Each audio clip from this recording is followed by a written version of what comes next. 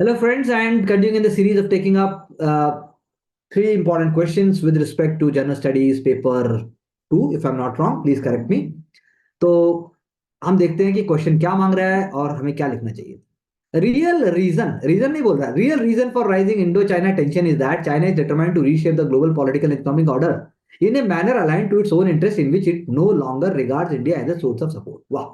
तो एक पूरा सेंटेंस यही बोल रहा है कि चाइना अब सब कुछ बदल के छोड़ेगा. चाइना जानता है कि मुझे अपने हिसाब से जीने चाहिए और ये भी जानता है कि इंडिया उसके लिए सपोर्ट नहीं है, सोर्स नहीं है. इंडिया तो वैसे भी चाइना के लिए कभी सपोर्ट था ही नहीं, सोर्स. इसलिए आंसर अपने आप, क्वेश्चन अपने आप में एडिक्वेट है, लेकिन फिर भी अच्छा मौका है आंसर लिखने का.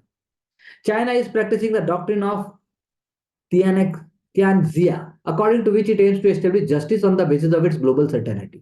बात ठीक है, लेकिन ये जनरल स्टडीज के पेपर के हिसाब से ज्यादा भारी हो गया. जनरल स्टडीज के पेपर के हिसाब से ये पॉलिटिकल साइंस का डायरेक्ट कॉन्सेप्ट हो गया. इसके लाने की जगह भाई आप लिख देते चाइना अपने आप को वर्ल्ड ग्लोबल ऑर्डर के सेंटर में देखता है, इंडिया को नीचे देखता है, हायरार्की में अपने आप को ऊपर देखता है. बस बात खत्म.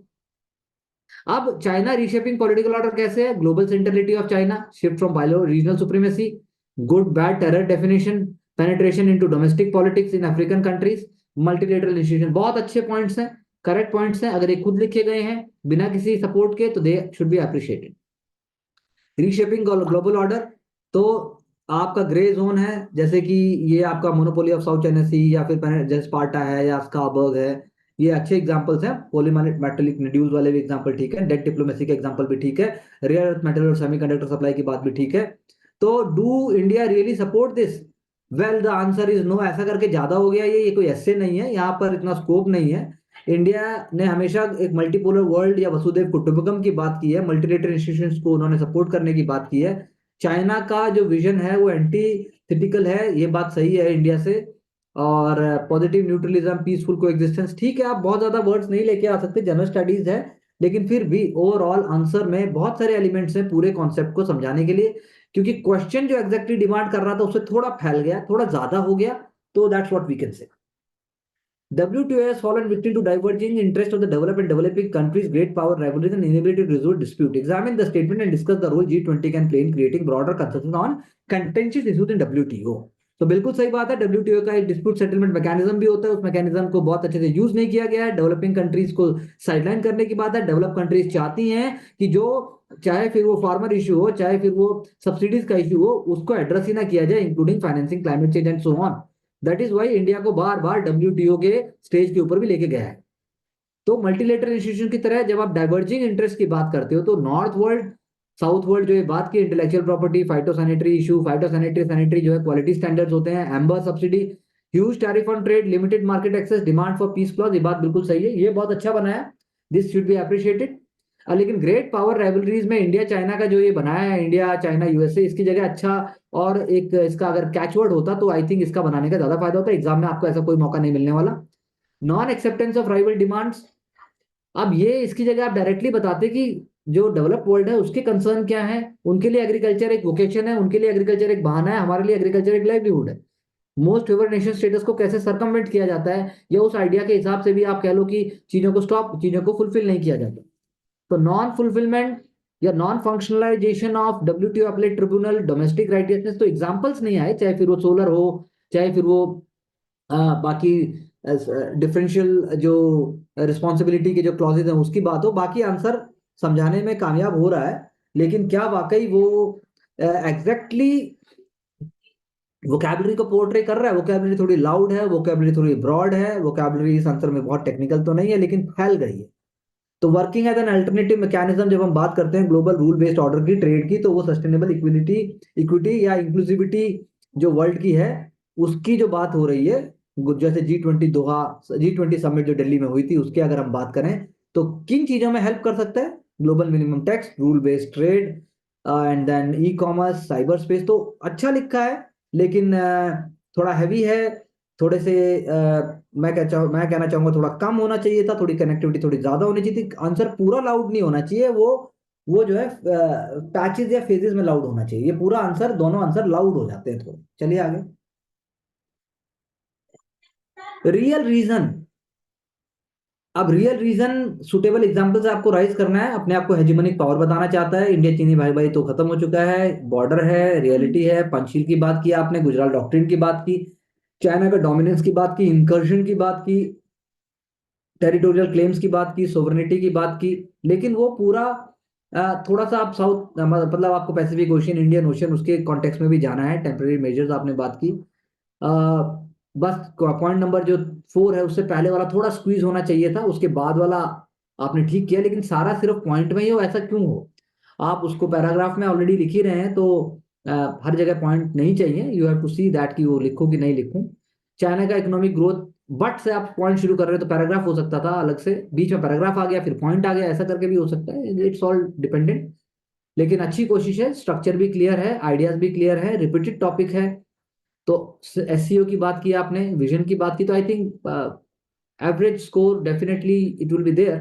अब एवरेज स्कोर के लिए थोड़ा सा लैंग्वेज कंट्रोल, थोड़ा सा कमांड, थोड़ा सा और चाहिए। डब्ल्यूटीओ की कॉन्टेक्स्ट में अगर हम स्टेटमेंट को एग्जामिन करने की बात करें, तो आपने गैट की बात की, फिर आपने लिबरलाइजेशन ग्लोबलाइजेशन की बात की, फिर आपने एग्रीकल्चर सब्सिडी और डिस्टॉर्शन की बात की जो हमने बात की थी, फूड सब्सिडी प्रोग्राम की बात की, डेवलपिंग कंट्रीज का जहां आपने हाउएवर करके लिखा है उसके लिए नंबर मिलेंगे, डिस्प्यूट सेटलमेंट मैकेनिज्म को डिफंक करने की बात की, टेंशन की बात की आपने, but during last decade newer challenges, इसके आपको नंबर मिलेंगे। Reflected via shift in west, चलिए आगे, India was remove from USA generalise system of professor GSP, अच्छा आंसर है, मोर स्ट्रक्चर्ड है, मोर क्लियर है, मोर कनेक्टेड है पहले आंसर से। क्लाइमेट प्रोटेक्शनिस्ट मेजर्स की आपने बात की, G20 के रूल की आपने लास्ट में बात कर दी, तो I think this is a fairly good answer, on track. बाकी तो डेटा थोड़ा होता है, डेटा चाहे थोड़ा कम दो लेकिन स्मार्ट डेटा दिया जा सकता है। अगर आपने ग्लोबल ऑर्डर की बात की, अब शंघाई की बात नहीं बोल रहा, वो बात कर रहा है रियल रीजन, तो रियल रीजन से आंसर स्टार्ट करो और रियल रीजन को लेके आओ, और ऐसे पॉइंट जो बन रहे हैं उसके अंदर भी क्वेश्चन को लेके आओ। स्ट्रेंथनिंग की आपने बात की, आपने कंस्ट्रक्टिव डिप्लोमेटिक टॉक्स की बात की, लेकिन इकोनॉमिक ऑर्डर की बात की, तो आंसर के अंदर क्वेश्चन का एलिमेंट आना चाहिए, देयरफॉर, ये वो, बट, कनेक्टर्स को लेके आइए, आप एडजेक्टिव्स को लेके आइए, तो तब आपका आंसर ज्यादा मतलब स्ट्रीमलाइंड और ज्यादा क्लियर होगा। वरना आपने पॉलिटिकल ऑर्डर की बात की, इकोनॉमिक ऑर्डर की बात की, चलिए बॉर्डर बाउंड्री इशू की भी बात की, तो पॉइंट सारे हैं, लेकिन उससे क्या आंसर कंप्लीट हो गया? आंसर ना तो शुरुआत में कंप्लीट हुआ ना एंड में कंप्लीट हुआ। W2O, अगर हम विक्टिम की बात करें तो विक्टिम के अंदर ना पहले आंसर में ना दूसरे आंसर में कैसे WTO विक्टिम है वो एग्जैक्टली निकल के नहीं आ रहा है। सेकंड आंसर में फिर भी ज्यादा आ रहा था, फर्स्ट में वो नहीं भी आ रहा था।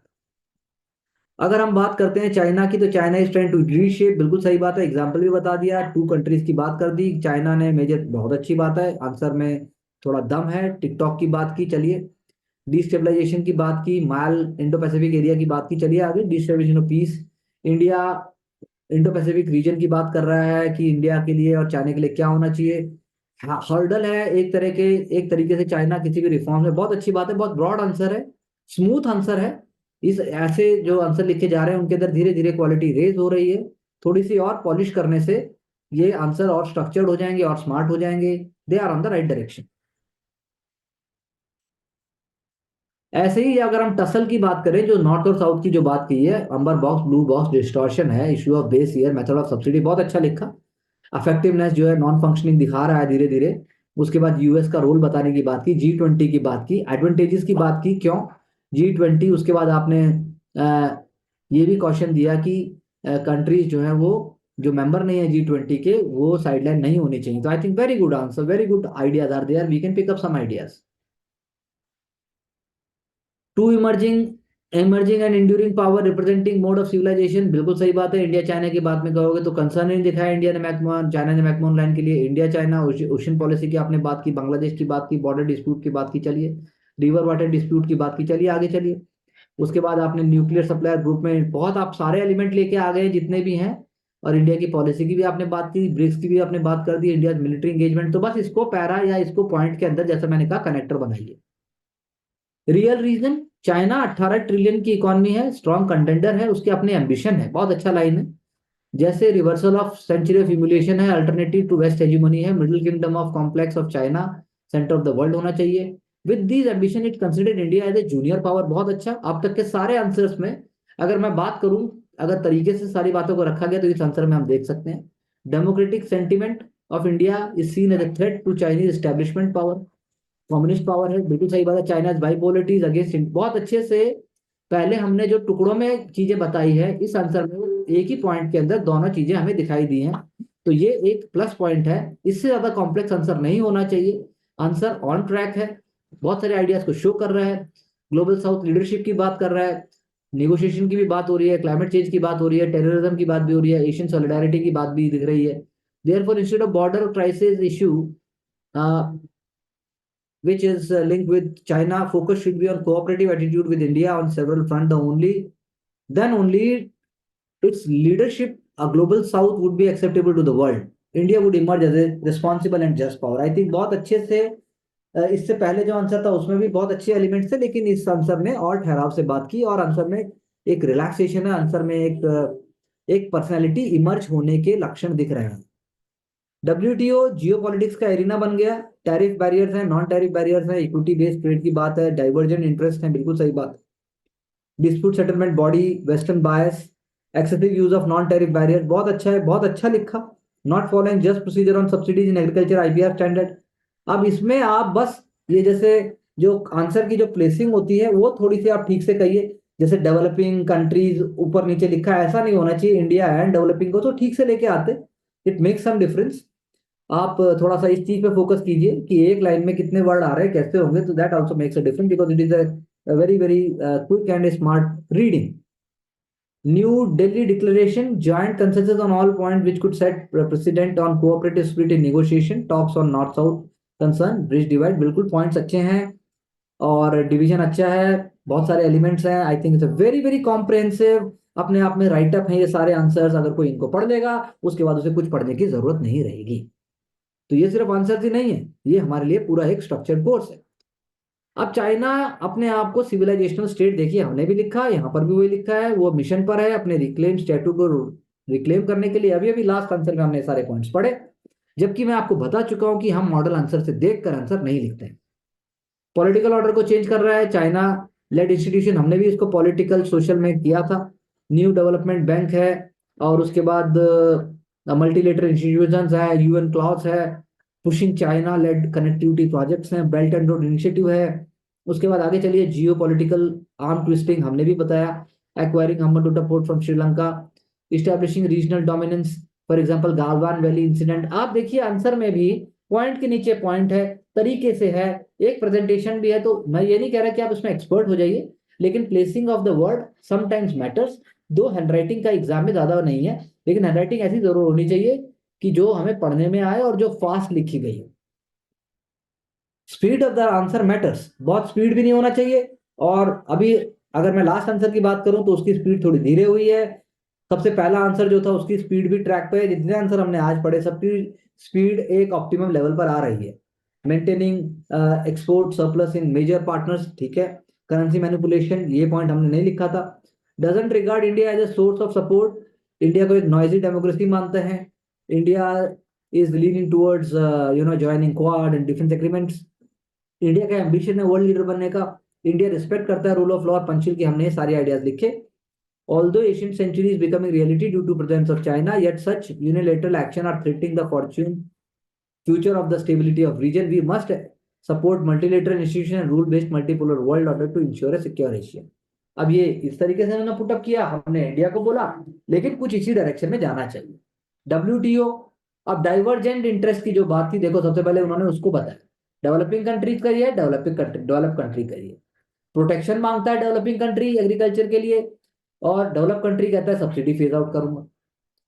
डेवलप कंट्री ने अपने एग्रीकल्चर मार्केट को ओपन नहीं किया है अब तक, हम मांगते हैं liberal intellectual property right regime होना चाहिए, वो कहते हैं कि आईपीआर और जो बाकी एलिमेंट्स है गुड्स एंड सर्विसेज को उसके साथ जोड़ते हैं, वो M1 M2 M3 M4 करके है वो।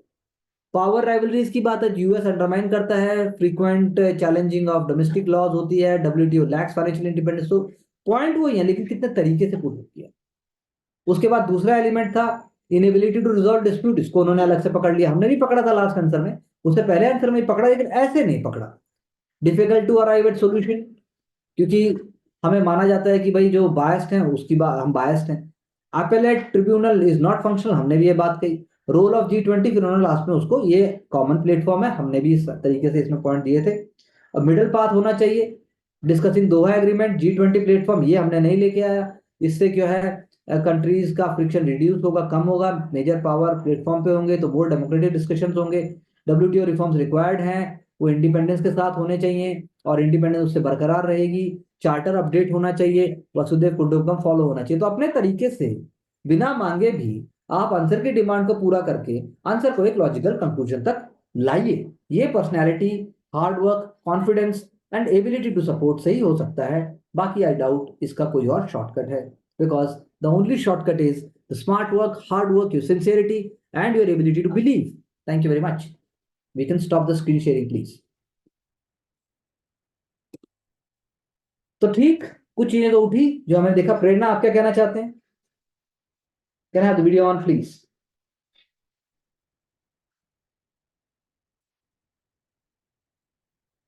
Okay, I think she's not around. Dia, Sir, streamlining of answers. how that's That possible? I think that would be practice only, sir. Like change, though I could see a lot of change, but maybe a bit more streamlined. Okay, तो आपको change दिखाई दिया answers में, यानी आपको ऊपर के answer ज्यादा मीनिंगफुल लगने लगे? And जी, sir, especially the first one. अच्छा, फर्स्ट वन। और what about the second and third? They were good too, sir, but first one में there were more maps in my maps, तो ज्यादा easy हो रहे थे. समझने में आपको ऐसा लगा? ओके, हाँ जी, sir. Prerna? Yes, sir. So one thing that even handwriting matters a bit. मतलब neatness किस हिसाब से points में लिख रहे हैं, ये भी matter करता है. And plus जैसे मांझरी के answers में जैसे sentences का जो वो था, however जो आपने words को highlight करा, तो वो भी मतलब better कर सकता है point को put up करने में कि क्या situation मतलब है. आपको समझ आ रहा है क्या लिखा जा रहा है? वो समझ आ रहा है, पल्ले पढ़ रहा है? हाँ जी sir. और ये मैं आपको बता दूं, किसी भी किताब से, किसी भी जगह से, एक जगह सबसे ज्यादा है, ये सारा टॉपिक समझ लो कवर हो गया। अगर 3 आंसर हैं, तुम्हारे 3 टॉपिक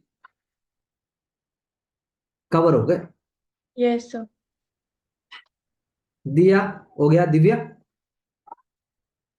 सर स्ट्रक्चर पे काम करना है कि किस तरह से पुट किया जा रहा है उनको, वर्ड्स को किस तरह से करना है और पॉइंट उसमें बना के क्लियरिटी के साथ लिखना है ताकि वो सिंपली शो हो सके। हाँ, जो पूछा गया वो लिखो बिना डरे। जी सर। डर के तो कुछ नहीं मिला लाइफ में। आप इंट्रोडक्शन दोगे, कंक्लूजन दोगे। आंचल? अरे इंट्रोडक्शन और कंक्लूजन में थोड़ा फोकस करना है, तो बाकी भी कनेक्टर्स यूज करना है। आंसर बोलता हुआ लगना चाहिए ना। आप खाना भी थाली में रखते हो तो ये थोड़ी ना अचार आप टेबल पे रख के आओगे और सब्जी आप जो है कहीं और रख दोगे। सारी चीजें एक साथ दिखनी चाहिए कि आप बात कर रहे हो। But however now we can conclude, या इट कैन बी कंक्लूडेड, तो मतलब एक पूरा आना चाहिए ना निकल के पॉइंट, क्योंकि हमारे माइंड में जब पॉइंट्स आते हैं तो हम पॉइंट लिखने में लगे रहते हैं। ये भी लिख दूं, ये भी लिख देता हूं, लेकिन आप कनेक्ट तो नहीं कर रहे हो उसको। तो मेमोरी नहीं चाहिए, मेमोरी के साथ साथ थिंकिंग भी चाहिए। ओके मानसी? तो आज के आंसर में थोड़ा सा स्ट्रक्चर पे I could have improved. Structure जिस तरीके से सैंपल आंसर्स में था उससे ज्यादा क्लैरिटी लग रही थी। प्लस अगर थोड़ा सा मैं और शॉर्ट करके लिखूंगी तो लाइक उसको रीडिंग स्पीड और इंक्रीज। जो आता है उसका आंसर से कोई लेना देना नहीं। ये बात तुम कान खोल के सब सुन लो, तुम्हें जो आता है उसका आंसर से हाँ जी, कोई लेना देना नहीं है। जो पूछा है ना वो लिखना है। अगर वो कह रहा है डाइवर्जेंट, वो कह रहा है इनेबिलिटी, तो वही वर्ड पकड़ लो। अब रियल रीजन था पहले आंसर में, रियल रीजन, तो कायदे से तो थोड़ा और जस्टिस हो सकता था। रियल रीजन, रियल वर्ड को पकड़ के थोड़ा खींचा जाता हल्का सा। तो पहले मुझे तो लगा औशिक के आंसर में ऐसा था, उसने कोशिश की। I think it was good attempt, बल्कि लास्ट मॉडल से भी ज्यादा कॉम्प्रहेंसिव था वो वाला। तो मुझे तो लगा सही है वो तो अच्छा था। WTO वाला भी अच्छा था, लेकिन थोड़ा आप कंट्रीज नीचे लिखे हैं उसके, अरे मतलब ये वही वाला बात है, सब कुछ पहन लिया, शेरवानी पहन ली, सब कुछ हो गया, लेकिन जो है दही बल्ले जरूर गिराने हैं ऊपर से। अरे भाई, दही बल्ले बाद में खा लियो। ये दही बल्ले जो है मतलब जरूरी है कि उसके ऊपर सब कुछ करके मतलब गिराना है? तो वो नहीं चाहिए ना, मतलब बेवकूफी नहीं चाहिए है। हाँ सर। जी क्या सर। बस दारू पीने का शौक नहीं है बिल्कुल भी, लेकिन ऐसे दिन पी ली जब कोई घर पे आके मिलने वाला है। तो भाई किसी और दिन एक्सपेरिमेंट कर लो, कौन रोक रहा है एक्सपेरिमेंट करने से? एक्सपेरिमेंट करो, life is about experiences and experiments. ये तो देखो सीखना पड़ेगा अभी से, कब क्या। इतना मेहनत करने के बाद स्टूपिड मिस्टेक्स नहीं चाहिए। जब मैं आंसर ऐसे पैराग्राफ फॉर्म में लिखती हूँ तो मेरे को लगता है कि मैं ज्यादा बेटर कनेक्टिविटी ले पाती हूँ। कनेक्टिविटी ले पाती हो, ओके। नहीं तो तुम सोचो और अराइव करो कंक्लूजन पे। इतने सारे आंसर्स लिखे जा चुके हैं, आप वापस जाओ अपने वीडियोस में, पिछले टॉपर्स के आंसर वीडियो देखो, किसी को काम दो, किसी को बोलो, आप किसी को आउटसोर्स कर सकती हो कि यार ये 2 आंसर 3 आंसर मेरे, तुम ये देखो, मेरे वीडियो देखो, चाहे 4 दिन में बताओ। अगला बंदा 5-5 मिनट लगा के देखेगा, 5 ही मिनट से ज्यादा का वीडियो नहीं है, 10 मिनट का वीडियो, 12 मिनट का video.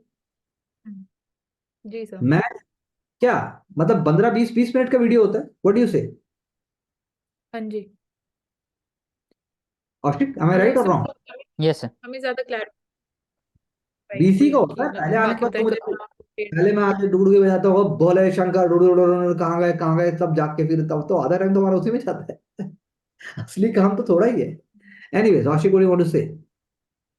Sir placing of the words और हैंड राइटिंग में फोकस करेंगे, मतलब स्पेस होना चाहिए और उस पर स्ट्रक्चर बन रहा है, कीवर्ड भी आ रहा है और डिमांड भी मीट हो रहा है, तो I think that would be more और फोकस। वही बात है कि आप कब किस चीज पे फोकस कर पाते हो, कब कब ध्यान दे पाते हो। इसी तो, यही तो इस एग्जाम की ब्यूटी है कि जितना प्रेशर हैंडल कर पाओगे, कुछ और दिखाई देगा, कुछ और दिखाई देगा, कुछ और दिखाई देगा, फिर बोलोगे बस ये तो यही था, मुझे दिख ही नहीं रहा था।